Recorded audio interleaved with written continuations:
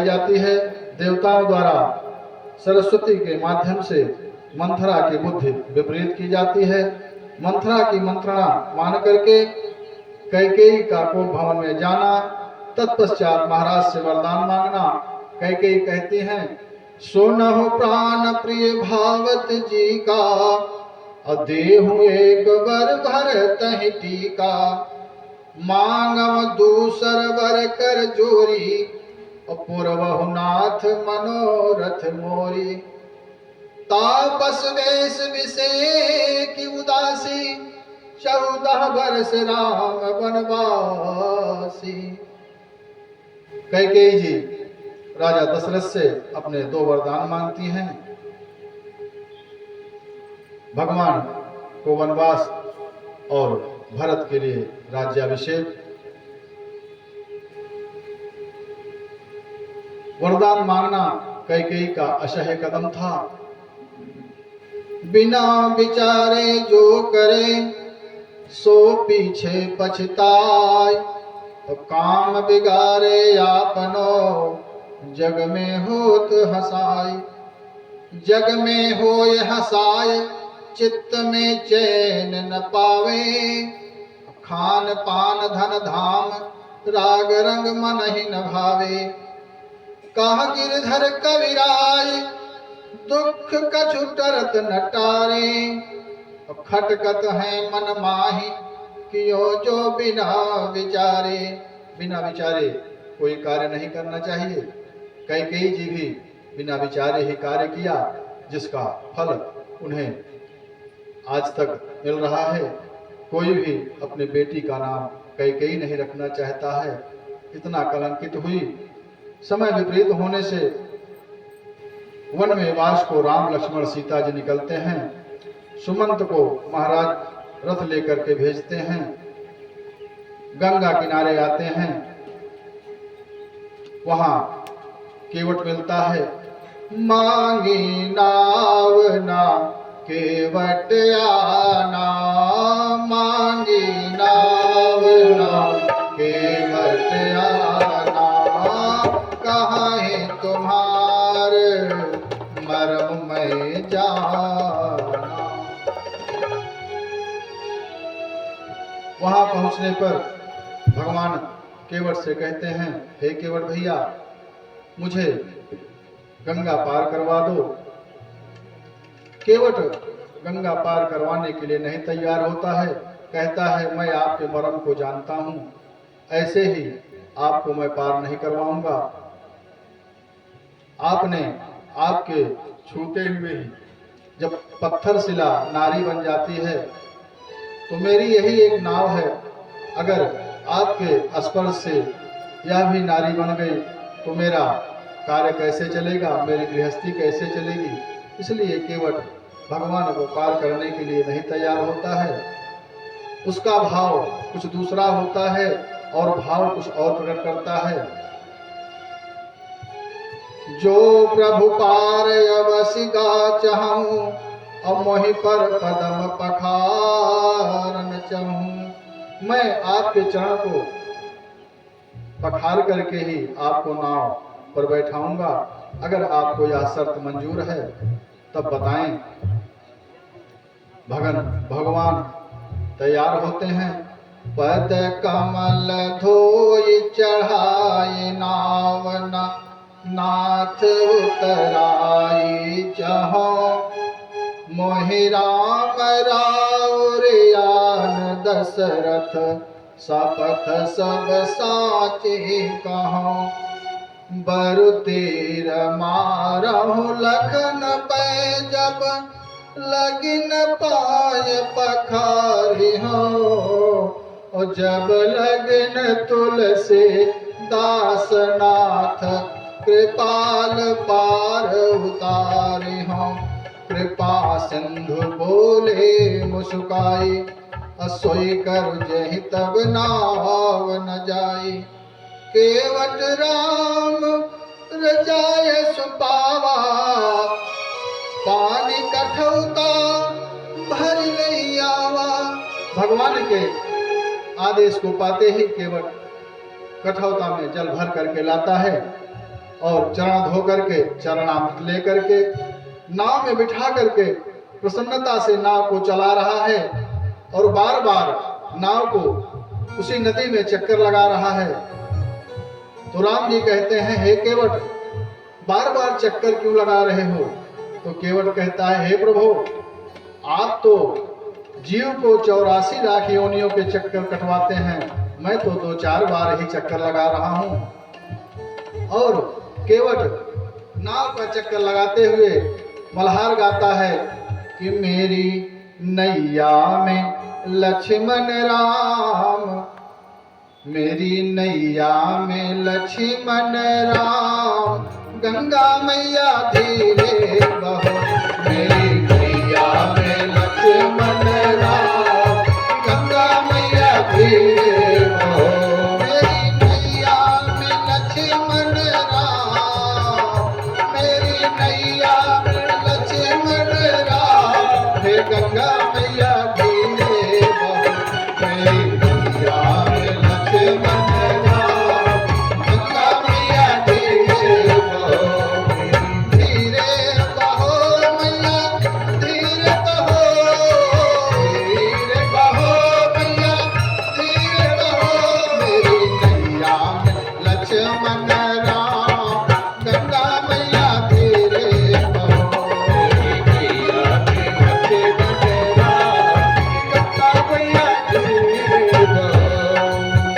कौन की नैया कौन की गंगा, कौन की नैया कौन की गंगा, कौन के लक्ष्मण राम, गंगा मैया धीरे बहो, नैया में लक्ष्मण राम, गंगा मैया धीरे बहो, मेरी नैया में लक्ष्मण राम, गंगा मैया धीरे बहो।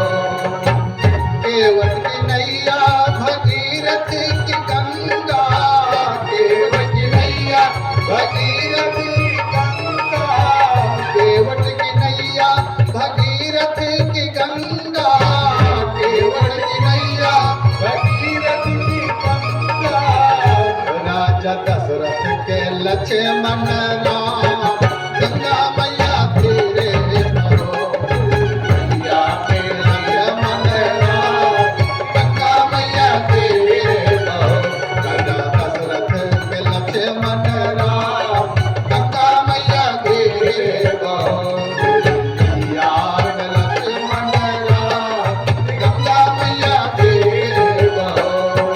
कहाँ करे नैया और कहाँ करे गंगा, कहाँ करे नैया और कहाँ करे गंगा, कहाँ करे नैया और कहाँ करे गंगा, कहाँ करे नैया और कहाँ करे गंगा, कहाँ करे नैया और कहाँ करे गंगा, कहाँ करे नैया और कहाँ करे गंगा, कहाँ करे लक्ष्मण राम, गंगा मैया धीरे बहो, कहाँ करे लक्ष्मण राम, गंगा मैया धीरे बहो, मेरी नैया में लक्ष्मण राम, गंगा मैया धीरे बहो।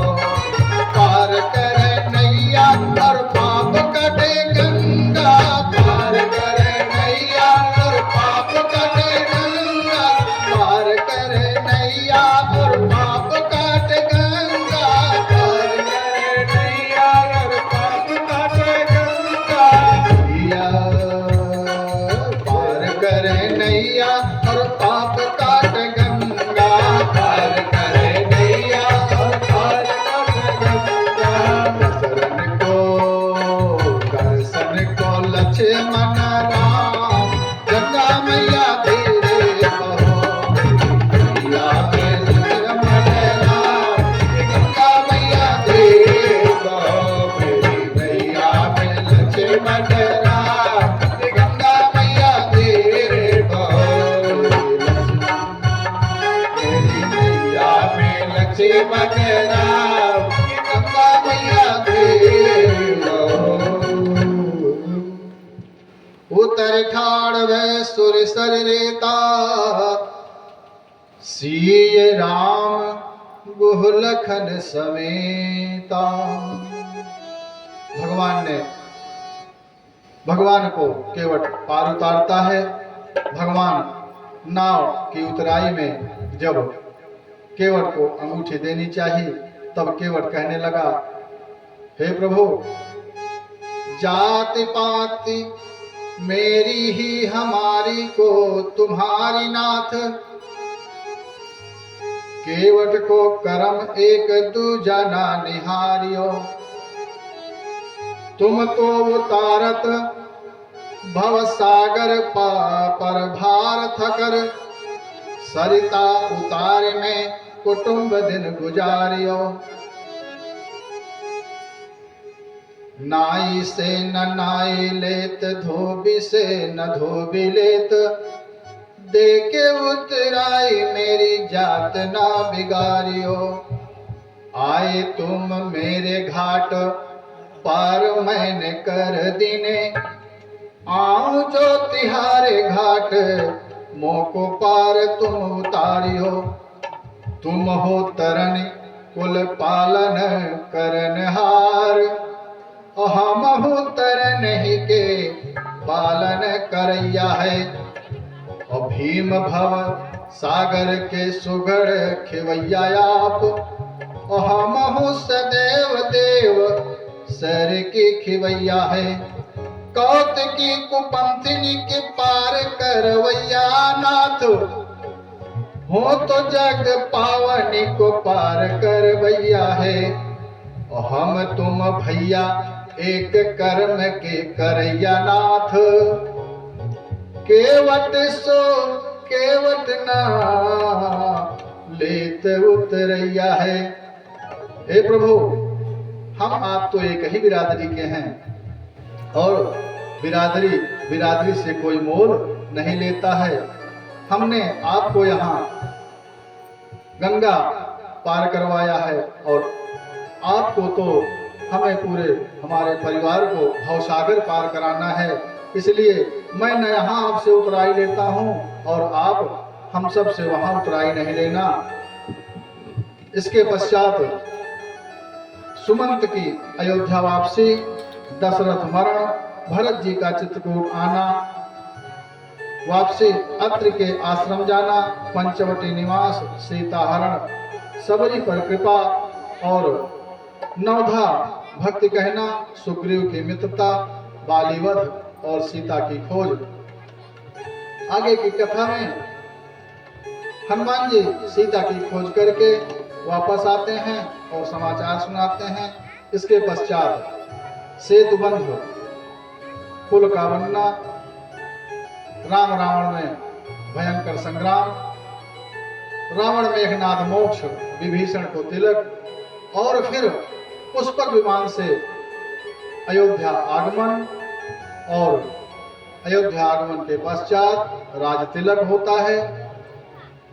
घर आई गए लक्ष्मण राम, पुरी में आनंद भय। घर आई गए लक्ष्मण राम, पुरी में आनंद भय। माता कौशल्या पूछन लागी, सुन बेटा मेरी बात। कौन तो रावण मारो, कौन तुम्हारे बाको घात। 8 घाट लक्ष्मण ने घेरे, 9 घेरे श्री राम। दरवाजो अंगद ने घेरे, कूद परे हनुमान। राम जी वापस आए, उनका अभिषेक हुआ। राम जी ने 13,000 वर्ष राज्य किया। एक धोबी के कहने से सीता जी को पुनः वनवास हुआ। वाल्मीकि जी के आश्रम में सीता जी ने 2 पुत्रों को जन्म दिया। दोनों पुत्र का नाम लौ और कुश। लक्ष्मण जी के 2 पुत्र अंगद और चित्रकेत, भरत के 2 पुत्र तक्ष और पुष्पकल, शत्रुघ्न के भी 2 पुत्र सुबाहु और सुसैन। आगे का वंश बहुत है। देवावीक की 10वीं पीढ़ी में अग्निवर्ण, उसकी 10वीं पीढ़ी में वृद्धहल, जिसे अभिमन्यु ने मारा था, और 10वीं पीढ़ी में प्रतीकाश्य का 10वां राजा कृतज्ञ, और 10वीं पीढ़ी में सुमित्र अंतिम राजा हो गया, और कलयुग में यह वंश समाप्त हुआ। आगे सूर्यवंश की कथा पूर्ण हुई, और अब चंद्रवंश की कथा की बारी है। श्री शुकोवाच अथातः श्रूयतां राजन् वंशः सोमस्य पावनः यस्मिन्नैलादयो भूपाः कीर्त्यन्ते पूर्णकीर्तयतः। हे राजन, अब आप पवित्र चंद्रवंश का वर्णन सुनिए, जिसमें पवित्र एलादी राजाओं का यश वर्णन किया जाएगा। सहस्त्र सिर वाले महापुरुष विष्णु के नाभि रूपी सरोवर से कमल ब्रह्मा जी के अत्र उनसे अमृतमय चंद्रमा का जन्म हुआ। सोम को ब्रह्मा जी ने औषधि और चंद्रा को तारागणों का राजा बना दिया। अधिकार पाकर के चंद्रमा नहीं को वस जन्मा जग माही प्रभुता पाई जाई मद नाही। ऐसा कोई वीर नहीं जन्मा जो प्रभुता पाने के बाद मद ना आ जाए। वही हाल चंद्रमा की भी है। एक समय चंद्रमा ने राजसूय यज्ञ किया। यज्ञ में आई हुई बृहस्पति की पत्नी तारा को, जो परम सुंदरी थी, उसे बलपूर्वक छीन लिया।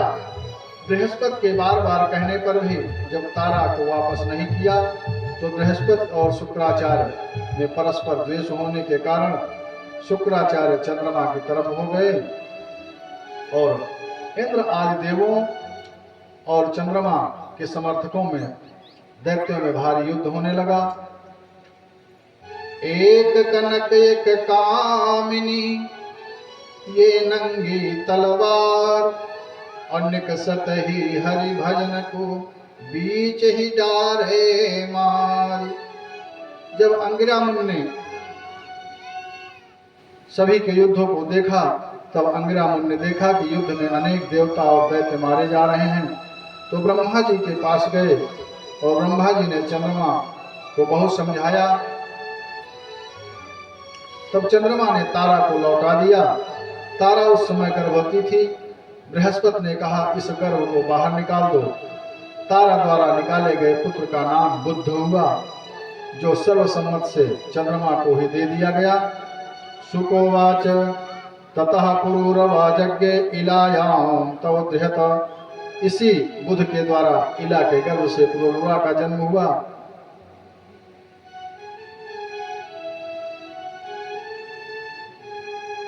श्रीमन्नारायण नारायण नारायण, श्रीमन्नारायण नारायण नारायण, श्रीमन्नारायण नारायण नारायण, श्रीमन्नारायण नारायण नारायण, भजमन नारायण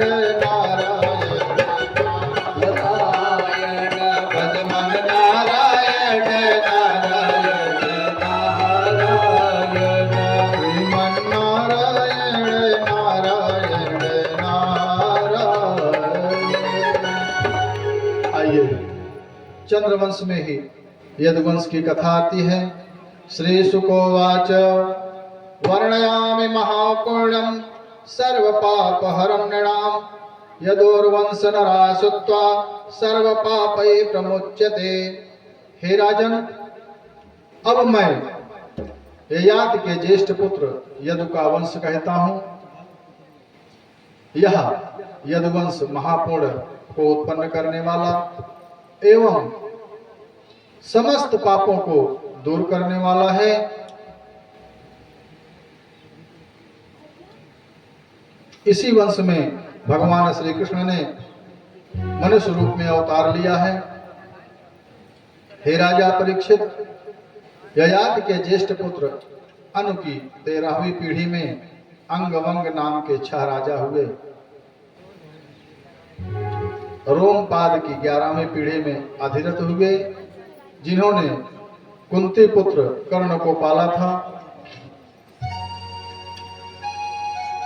ययाति पुत्र दुहु की 8वीं पीढ़ी में प्रचेता उत्पन्न हुए, जो म्लेच्छों के अधिपति हुए। तुर्वस की 7वीं पीढ़ी में राजा मरुत हुए।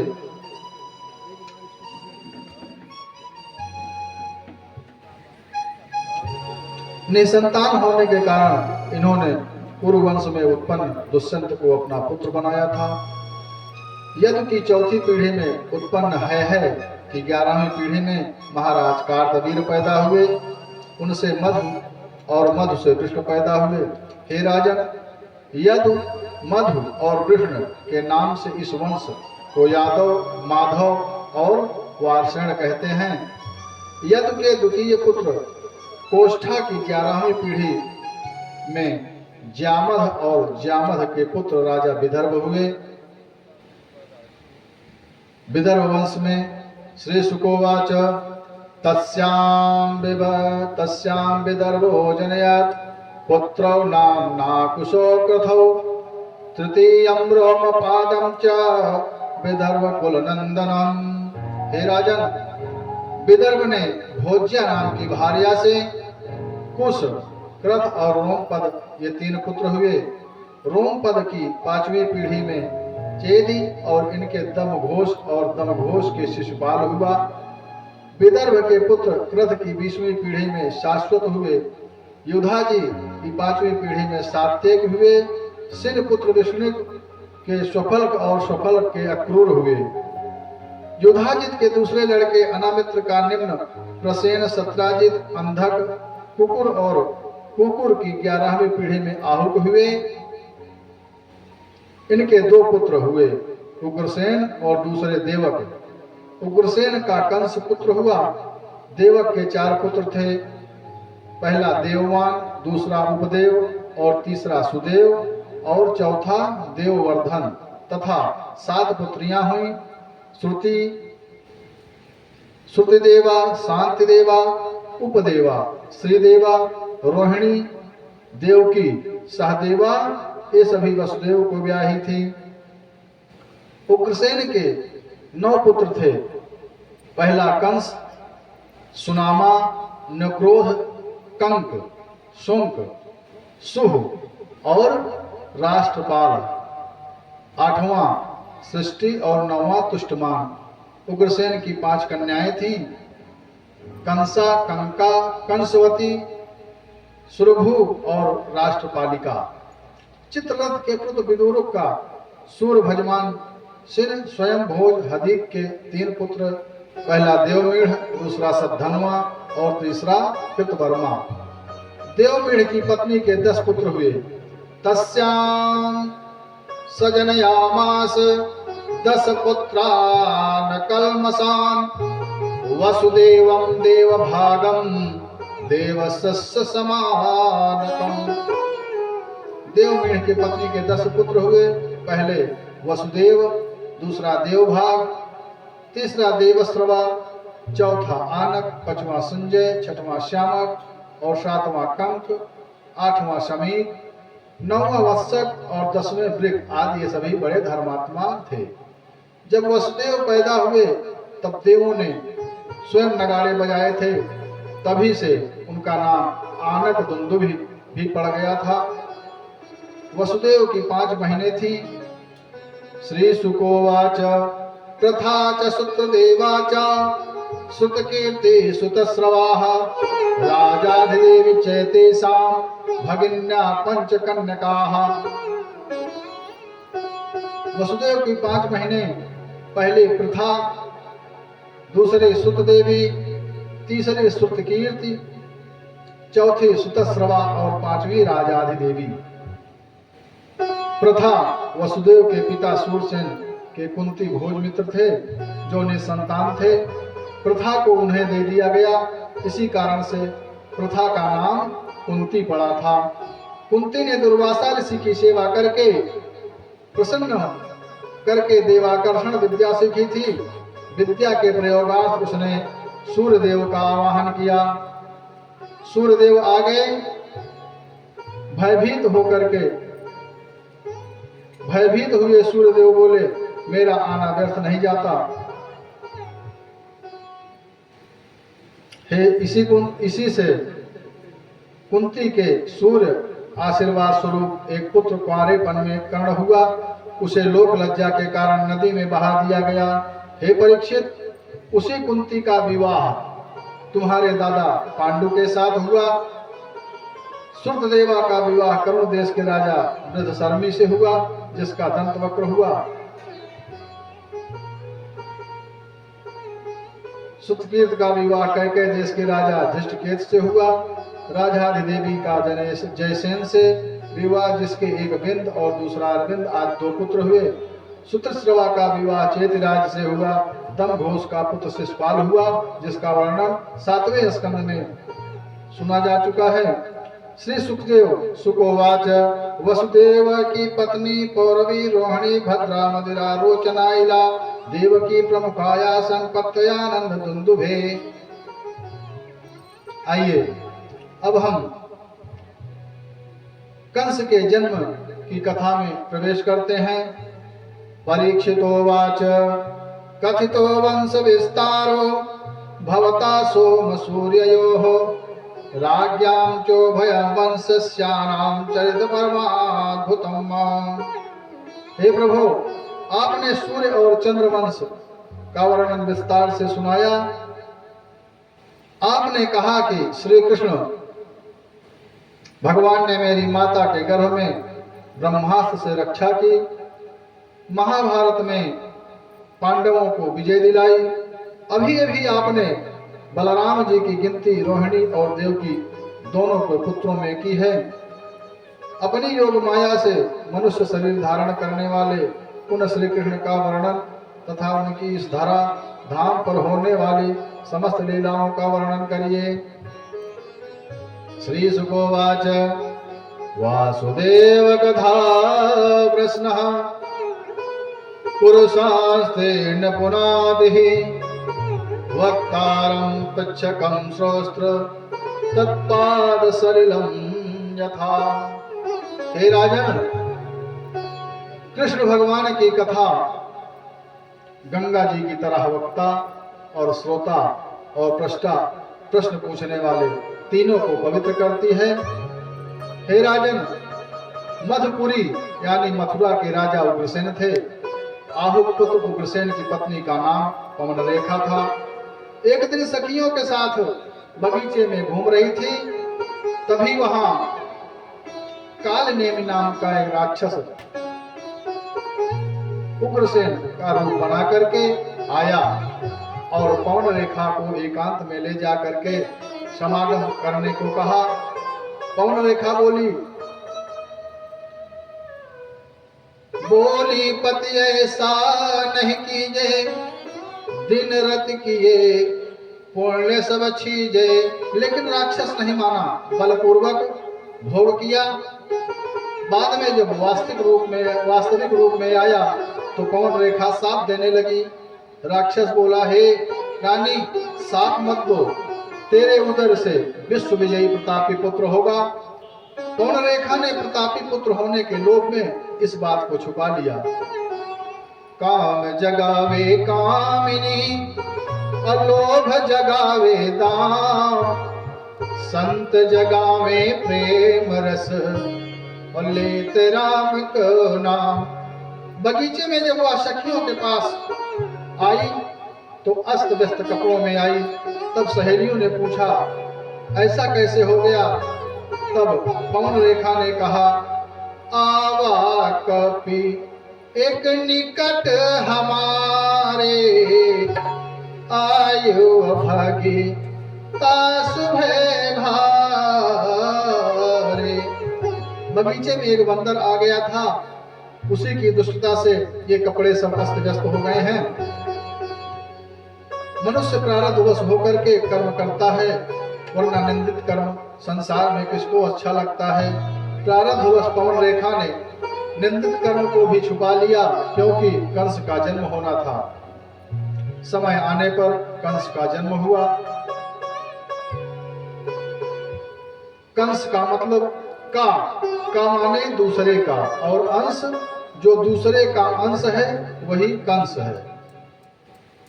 कंस का जन्म भाद्रपद में, भादव के महीने में अपनी मां को अत्यंत कष्ट दे करके हुआ था। बगीचे वाली घटना को याद करके पवन रेखा ने उसे कांसों में लपेट करके यमुना में प्रवाहित कर दिया। यमुना में स्नान करते समय यह महाराज सूरसेन को मिला। उन्होंने इसका पालन पोषण किया। प्रारंभ से ही बड़ा उद्दंड और उत्पाती था। भगवान की प्रेरणा से यह एक दिन इसे वहां जाकर के नारद जी ने सारा वृत्तांत बता दिया कि तुम्हारे वास्तविक पिता तो मथुरा के राजा उग्रसेन हैं। तब वह मथुरा आकर के अपने माता पिता से मिल गया और कांस में लिपटा हुआ मिलने से उसका नाम कंस पड़ गया। जब कंस बड़ा हुआ तो अनेकों उत्पात करने लगा, ब्राह्मणों संतों का अपमान करने लगा, यज्ञादि अनुष्ठानों पर प्रतिबंध लगा दिया। उसके साथी जो दुष्ट स्वभाव के थे इसके अनैतिक कामों में सहयोग देने लगे।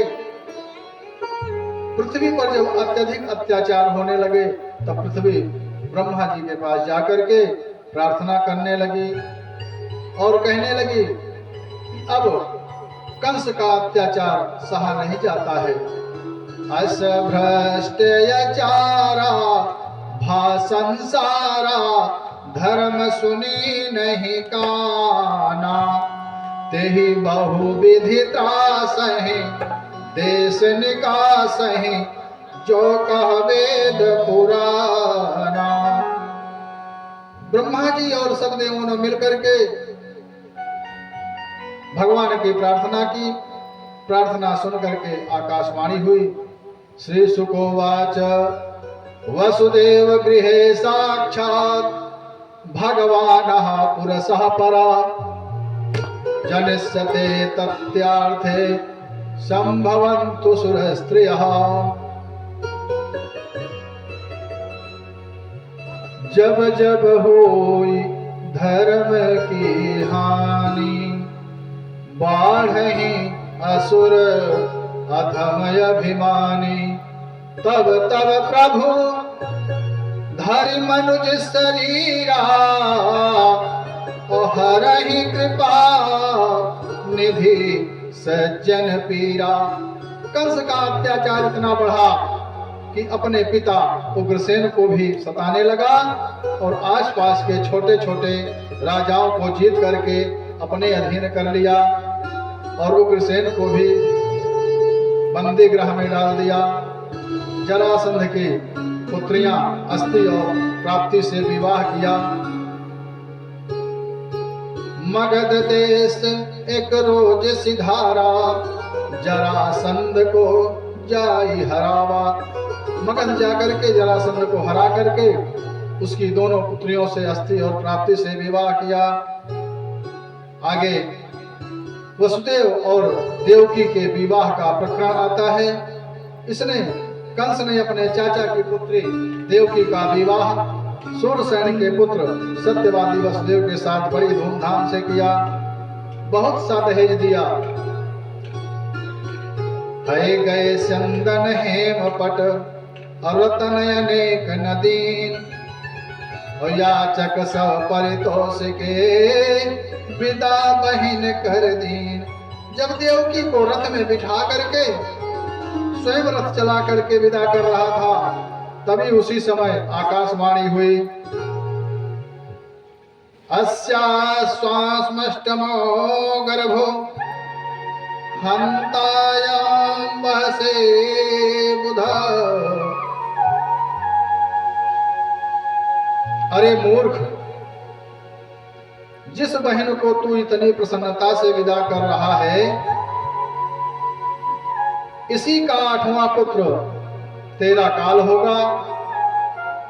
आकाशवाणी सुनते ही कंस ने क्रोधित होकर के म्यान से तलवार निकालकर देवकी के केश पकड़ करके मारने को तैयार हुआ। सोचने लगा न रहेगा बांस न बजेगी बांसुरी, क्योंकि मैं देवकी को ही समाप्त कर दूंगा तो मेरा काल कैसे पैदा होगा। अब वसुदेव जी सोचने लगे कि इस दुष्ट कंस को इस समय कैसे समझाया जाए। सोच विचार करके वसुदेव जी फिर बोले, हे राजन, आप भोज वंश के दीपक हैं, बड़े बड़े सूरवीर आपका लोहा मानते हैं। यह स्त्री होने के साथ आपकी बहन भी है, इसलिए इस निरपराध स्त्री को मारना अत्यंत घृणित कार्य होगा, आपकी निंदा होगी। नारी निंदा मत करो, नारी नर की खान, और नारी से पैदा हुए ध्रुव प्रहलाद समान। नारी की निंदा नहीं करनी चाहिए, नारी ही नर की खान है। संत पुरुषों, यहाँ तक कि भगवान को भी नारी ने ही जन्म दिया है। इसलिए हे कंस, आपको इसके पुत्र से भय है ना? तो इससे तो भय नहीं है। मैं आपसे प्रतिज्ञा करता हूं, इसके जो भी पुत्र होंगे उन्हें मैं तुमको देता जाऊंगा। कंस ने सत्यवादी वसुदेव की बात पर विश्वास करके देवकी को छोड़ दिया। जब देवकी के प्रथम पुत्र हुआ तो वसुदेव उस पुत्र को ले जाकर के कंस के दरबार में आए। कंस वसुदेव की सत्यता पर प्रसन्न हुआ और कहने लगा, प्रत्यात कुमारोयम नाहस्यामादास्ति में भयम। हे वसुदेव, आपके इस प्रथम बालक से मुझे कोई भय नहीं है। आप इस नन्हे बालक को ले जाइए, मेरा काल तो 8वां बालक है। वसुदेव बालक को वापस ले गए। उसी समय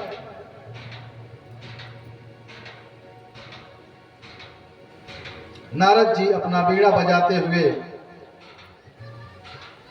कंस के पास आते हैं।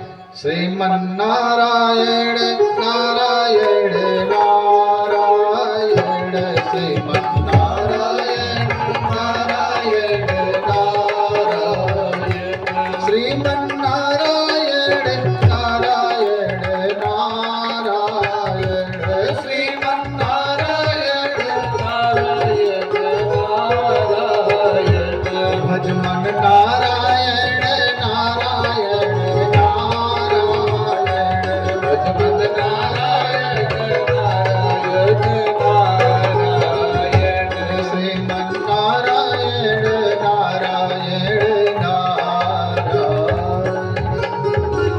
कीर्तन करते हुए कंस के दरबार में आकर के कुशल क्षेम के पश्चात कंस से कहने लगे, नंदाद्याये ब्रजवे गोपा यश्चामीशां च योषितः, कृष्णयो वसुदेवाद्यन्तेत्याद्याय दुस्त्रियः, सर्वे वै देवता प्राया उभयोरपि भारत। हे राजन, समस्त ब्रजवासी स्त्री पुरुष सभी देवता हैं। सभी यदुवंशी पृथ्वी पर दैत्यों के अत्याचार बढ़ने के कारण से उसे दूर करने की तैयारी में लगे हुए हैं। हे कंस, जो गूढ़ रहस्य था वह सब मैंने तुम्हें बता दिया। आगे आपकी इच्छा। नारद जी ने एक कमल पुष्प लेकर के जिसमें 8 पंखुड़ियां थी क्रम से गिन करके दिखाया। एक तरफ से गिन करके इधर उधर से भाव था कि हर पंखुड़ियां 8वीं हो सकती हैं। नारद जी ने यह सिद्ध किया। ऐसा कह करके नारद जी के जाने के पश्चात कंस ने पुनः बालक को मंगवा करके और उस बालक को पत्थर की शिला पर पटक दिया और बालक को मार दिया और वसुदेव और देवकी को देवता जान करके पुनः जेल में डाल दिया। देवकीम वसुदेवं च निगृहे निगडे गृहे जातम जातः पुत्रम तयोरजन संकया। बेड़ियों से जकड़ करके जेल में डाल करके प्रत्येक पुत्र को विष्णु समझकर मारने लगा। शास्त्र कहते हैं कि प्राणों का भय और लोभी राजा अपने मार्ग का कंटक समझ करके अपने माता पिता और मित्रों की भी हत्या कर देता है। मातरम पितरम भ्रातृ सर्वांश सुदस्तथा ध्वंतिहास्तिपुतो लुब्धा राजानः प्रायसो भुवि। कंस यह जान करके पूर्व जन्म में मैं कालनेमी था और विष्णु के हाथों मारा गया था, ऐसा सोच करके यादवों से बैर ठान लिया। अपने पिता उग्रसेन को, जो यदुवंशी अंधक और भोज वंशियों के राजा थे, बंदी बना करके जेल में डाल करके स्वयं सिंहासन पर बैठ गया और अपने साथी और सहयोगियों के द्वारा यदुवंशियों को सताने लगा। देवकी के 6 पुत्रों को मार दिया। 7वें में जब बलराम जी गर्भ में आए तब भगवान ने अपनी योग माया से उस गर्भ को माता रोहिणी के गर्भ में स्थापित कर दिया। योग माया ने ऐसा ही किया। भगवान ने योग माया को उपहार स्वरूप कहा कि जब मैं देवकी के गर्भ में आऊंगा तुम तब यशोदा के गर्भ से उत्पन्न होना और लोग कलयुग में अनेक नाम से पूजा करेंगे। नामधेयान कुर्वन्ति अस्थानान च नरा भुवि दुर्गेति भद्रकालीति विजया वैष्णवीति च।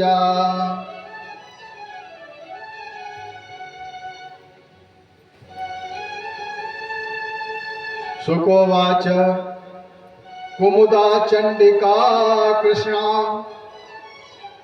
माधवी कन्यकेति च माया नारायणी सानी शारदे त्र्यंबकेति च। एक गर्भ से दूसरे गर्भ में खींचने में संकर्षण महाबली होने से बलराम और संसार को आनंदित करने के कारण इनका नाम राम भी हुआ। हे राजन, यही कारण था कि बलराम की गिनती रोहिणी और यशोदा दोनों के पुत्रों के रूप में होती है। आगे की कथा कंस के कारागार में भगवान के प्राकट्य की आती है। जब देवकी के गर्भ में श्री नारायण आए तो ब्रह्मादि देवता उनकी कारागार में आकर के स्तुति करने लगे।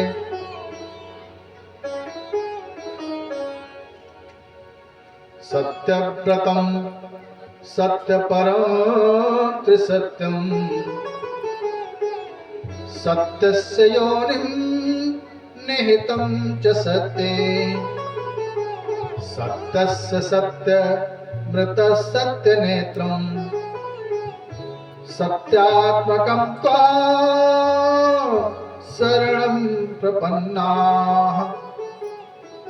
हे भगवान, आप सत्य संकल्प हैं। सत्य ही आपकी प्राप्ति का श्रेष्ठ साधन है। आप सृष्टि, स्थिति और प्रलय में विद्यमान रहते हैं। आप संसार के रचयिता हैं। आप अंतर्यामी हैं। आप सत्यमय हैं। हम आपके चरणों का आश्रय लेते हैं। आप शीघ्र ही धराधाम पर आकर के संसार का कल्याण करिए प्रभु। तदंतर भगवान चतुर्भुज अलौकिक रूप में कारागार में प्रकट हो गए। वसुदेव जी ने उनको देख करके कहा तमद्भुतं बालकमञ्जुजे क्षण चतुर्भुजं शङ्खदधायुधायुधम् श्रीवत्सलक्ष्मं गलशोभिकौस्तुभम्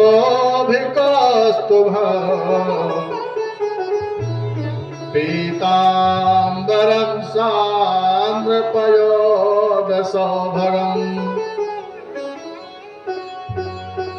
वसुदेव जी ने उस अद्भुत स्वरूपवान बालक को, जिसके नेत्र कमल के समान सुंदर और विशाल हैं, 4 सुंदर हाथों में शंख चक्र गदा और कमल लिए हैं, वक्षस्थल पर श्रीवत्स चिन्ह, गले में कौस्तुभ मणि, वर्षाकालीन मेघ के समान सांवला शरीर, उसके ऊपर पीतांबर फहरा रहा है। वसुदेव जी कहने लगे, परम ज्योति अद्वितीय विकारी निर्गुण ब्रह्म त्रिगुण तनुधारी परम ज्योति अद्वितीय विकारी निर्गुण ब्रह्म त्रिगुण तनुधारी कंसासुर सतनिस्भोरा हरहु नाथ मम संकट घोरा हरहु नाथ मम संकट घोरा। देवकी की आंखों से अश्रुधारा बहाती हुई कहने लगी, मुझे भय है कि दुष्ट कंस कहीं आपको भी न मार दे या मरवा दे। श्री भगवान वाच, त्वमेव पूर्व सर्गे भू प्रश्निनः स्वायंभुवे सति तदायं सुतपानाम प्रजापतिर्कल्मषः। आज स्वयंभू मनवंतर में ये सुतपा नाम के प्रजापति और आप प्रश्न नाम की पत्नी थी। भगवान नारायण दोनों का परिचय करवा रहे हैं, उनको पूर्व जन्म की याद दिलवा रहे हैं कि हे देवी, आप स्वयं भूमनवंतर में ये सुतपा नाम के प्रजापति और आप प्रश्न नाम की पत्नी थी। उस समय आपने 12,000 वर्ष तपस्या करके वरदान में मुझ जैसा ही पुत्र मांगा था। तब मैंने कहा था, आप सरिस खोजो कहाँ जाए, आप सरिस खोजो कहाँ जाए, निपत बतनय हो मैं आई, निपत बतनय हो मैं आई। तब मैंने कृष्ण गर्भ के नाम से अवतार लिया था। दूसरे जन्म में आप कश्यप ऋषि और ये अदिति थी। तब मैंने वामन नाम से अवतार लिया था। हे माता जी, इस समय ये वसुदेव और आप देवकी रूप में हैं। अब मैं कृष्ण रूप में जन्मा हूँ। चतुर्भुज रूप इसलिए दिखाया है जिससे आपको विश्वास हो जाए कि जो बात वरदान दिया गया था वो सत्य है। देवकी बोली, आप इस चतुर्भुज रूप को त्याग करके शिशु बन करके आपकी लीलाओं का दर्शन करना चाहती हूँ। माता पुनि बोली, सोमति डोली, तजहु तात यह रूपा। माता पुनि बोली, सोमति डोली, तजहु तात यह रूपा। की जय शिशु लीला अति प्रिय शीला, यह सुख परम अनुपा। सुने बचन सुजाना, रोदन ठाना,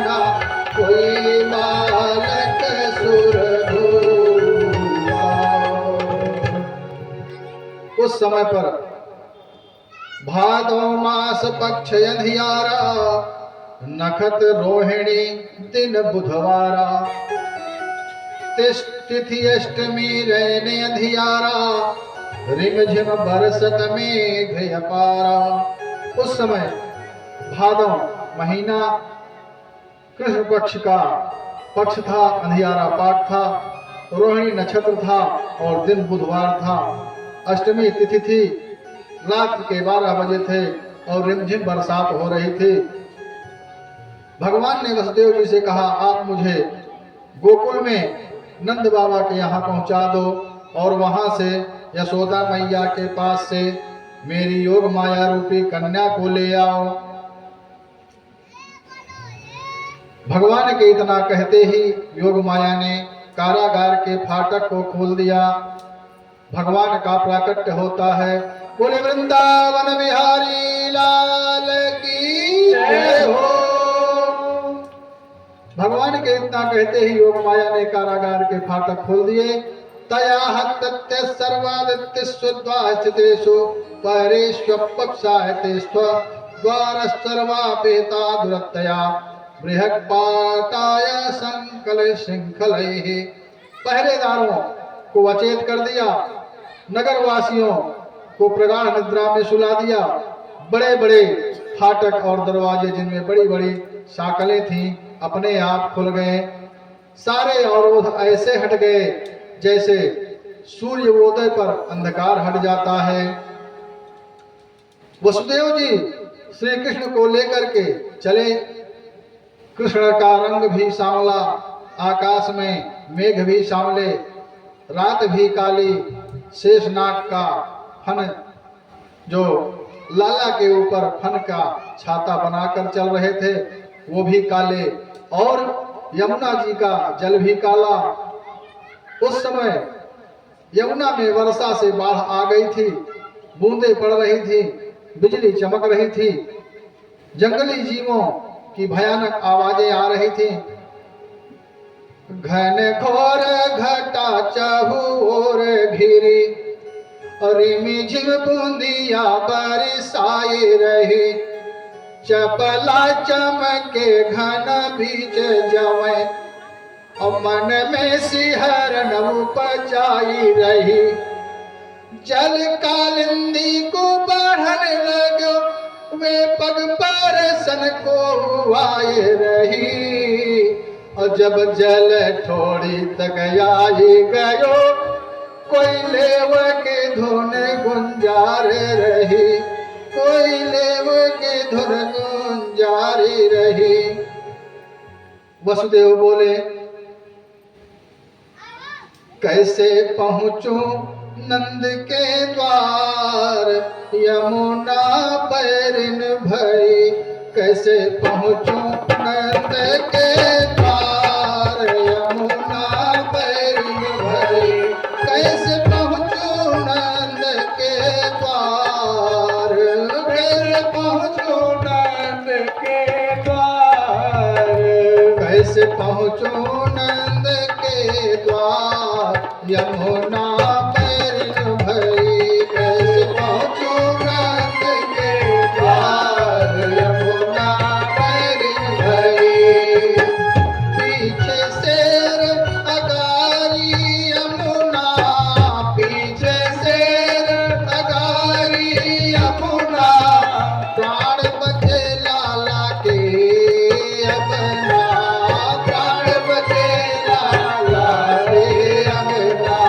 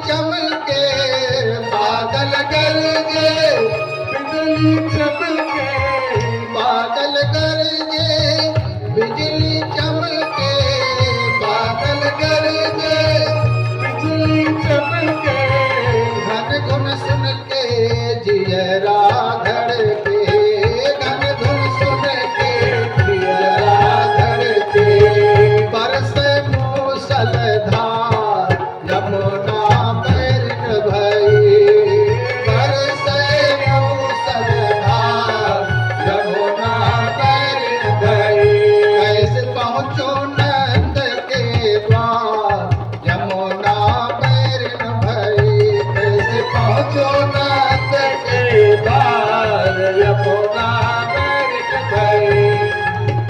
थोड़ी त यमुना जल आयो, थोड़ी तक यमुना जल आयो, थोड़ी तक यमुना जल आयो। पग पर सन करी भयो मन भायो, पग पर सन करी पुकार। यमुना बैरिक भरी, कैसे पहुँचो नंद के द्वार। यमुना बैरिक भरी, कैसे पहुँचो नंद के द्वार। यमुना बैरिक भरी। नारायण को लेकर के पहुँचते हैं।